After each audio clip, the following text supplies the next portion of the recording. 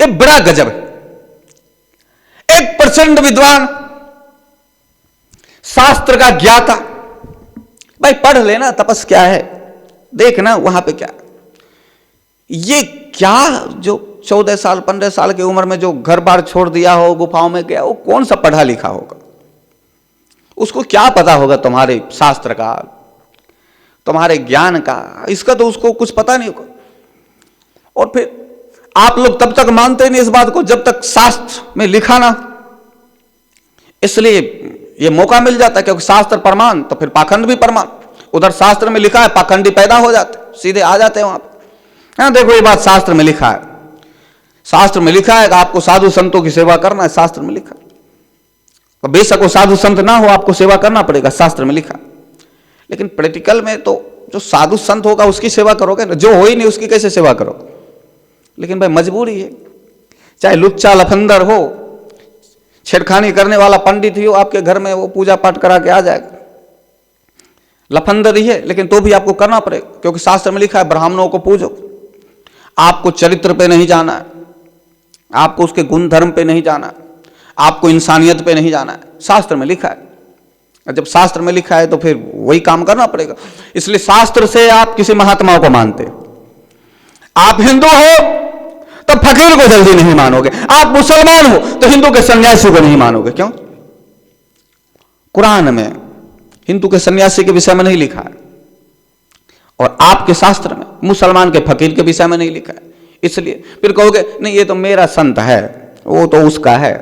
इसलिए कभी कभी किसी घर पे कोई भगवाधारी पहुंच जाए हिंदू के घर, तो हिंदू उसका स्वागत कर लेता है, और वही भगवा कभी पहुंच जाए किसी मुसलमान के घर, तो फिर बोलता है कि नहीं नहीं ये तो नहीं, ये तो आपका अलग है, आप उधर जाओ, वहां देखो एक बस्ती है, घर है हिंदू का। यानी जो शास्त्र में उसके लिखा है उस अनुसार चल रहा है, जो किताब में लिखा। तो जब किताब को पढ़ ही लिया, सब कुछ किताब में ही है, तो तपस को भी देख लो। फिर महात्मा के पास आने की क्या जरूरत, फिर ज्ञानी के पास जाने की क्या जरूरत? तपस क्या है होगा लिखा कहां पे, देख लो वहां पे होगा। जहां पे यज्ञ लिखा है, हवन लिखा है, तपस भी लिखा। और कृष्ण कहते हैं भोक्तायम यज्ञ तपसा सर्वलोक महेश्वरम। इस सारे लोकों में जितना भोग है सब मैं ही भोगने वाला हूं, सब भोक्ता है, मैं भोग कर रहा हूं, सभी भोगों को भोगने वाला। ऐसा करके तो कई तो है। अब वही जब शिव पुराण में जाओगे तो फिर वो शिव के विषय, देवी पुराण में जाओगे तो देवी के विषय, गणपति के पुराण में जाओगे तो गणपति के विषय, हिंदू के वेद में जाओगे तो ब्रह्मा विष्णु महेश, कुरान में जाओगे तो अल्लाह, बाइबल में जाओगे तो फिर मूल कौन है? बड़ा गजब है।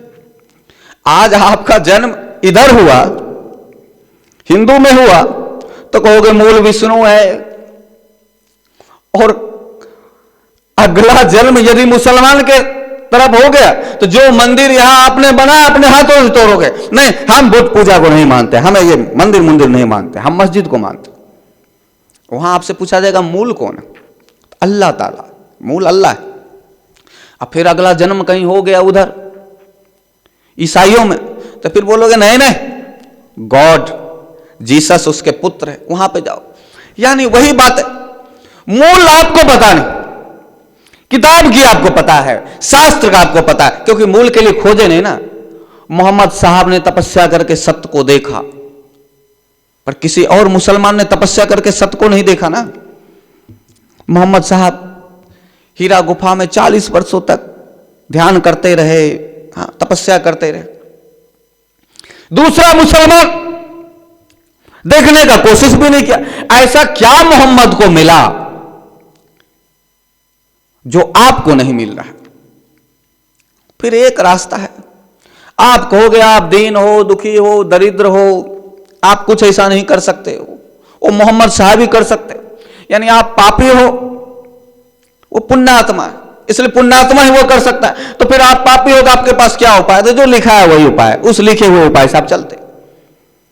तो जो ऋषि मुनियों ने उस तत्व को जाना, कोई भी प्रमाण नहीं। जितना ऋषि मुनि है वो हिमालय में गए, मंदिर में नहीं गए, कंदराओं में गए, गुफाओं में गए, कोई यज्ञ हवन नहीं किया। और जिसने यज्ञ हवन किया वो पंडित था, वो ऋषि नहीं थे, उनको ऋषि कहा गया, कहा इस ऋषि ने यज्ञ किया, इस ऋषि ने हवन किया, लेकिन क्या उस यज्ञ से ज्ञान की प्राप्ति हुआ? विश्वामित्र के विषय में भी कहा जाता है यज्ञ करते थे विश्वामित्र, लेकिन विश्वामित्र यज्ञ तो करते थे ठीक, लेकिन वो तपस्या जो करते थे वहां तो कोई यज्ञ नहीं करते थे, वहां तो ध्यान में बैठे रहते थे, वहां तो कोई यज्ञ का कुंड नहीं, कोई गंगा का जल नहीं, कोई हरिद्वार का तीर्थ नहीं, वहां तो कुछ नहीं। उस तप बल का ज्यादा शक्ति दिखाया गया, ए त्रिशंकु रुक जा, त्रिशंकु को रोकते हैं वहां पे और कहते हैं जा मैं तेरे लिए अलग स्वर्ग का निर्माण करता हूं। तप बल, तप से कहते हैं। और यज्ञ करके, यज्ञ में तो कहा जाता है बच्चे पैदा करने के लिए यज्ञ, तो राजा दशरथ यज्ञ करवाते थे, ऋषि मुनियों आदि को बुलाते थे, यानी कि पता नहीं क्या है कैसा। लेकिन जब किसी को ज्ञान की प्राप्ति हुई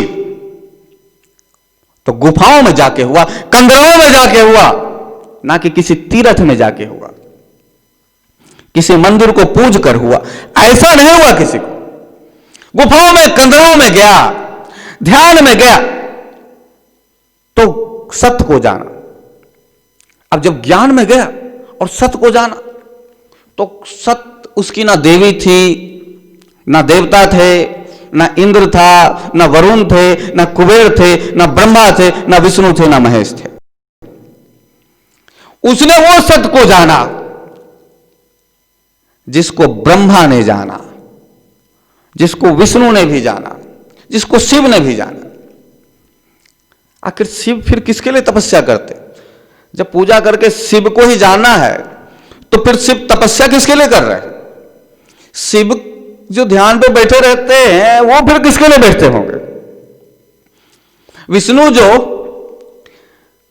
कहा जाता है सांप के सैया पर जो मंद मंद मुस्कुराते हुए ध्यान करते रहते, वो किसका ध्यान करते? ब्रह्मा कमल पर बैठकर किसका ध्यान करते? तो ये कह दोगे आप लोग, और कई जगह ऐसा कहने सुनने में भी आता है, शिव विष्णु का ध्यान करते हुए विष्णु शिव का ध्यान कर रहे। यानी ये तो हिस्सेदारी हो गई कि भाई ऐसा करो कि हम आपका ध्यान कर ले और आप हमारा ध्यान कर लो। तो इस हिसाब से दो भगवान बने हुए रहेंगे इस धरती पर, इस धरा पर। तो ये कुछ कहने सुनने में, लेकिन यथार्थ में शिव को हिमालय जाने की जरूरत क्या पड़ी? शिव को कैलाश जाने की जरूरत क्यों पड़ी? शिव को आश्रम में बैठकर योगियों की तरह ध्यान करने की जरूरत क्यों पड़ी? तपस क्या है, उस तपस के लिए शिव ध्यान कर रहे। तपस क्या है, उस तपस के लिए ब्रह्मा ध्यान कर रहा है। तपस क्या है, उस तपस के लिए विष्णु ध्यान कर रहा है। उस तपस के लिए कि वो तपस क्या है, उस तपस के लिए ध्यान किया जा रहा है।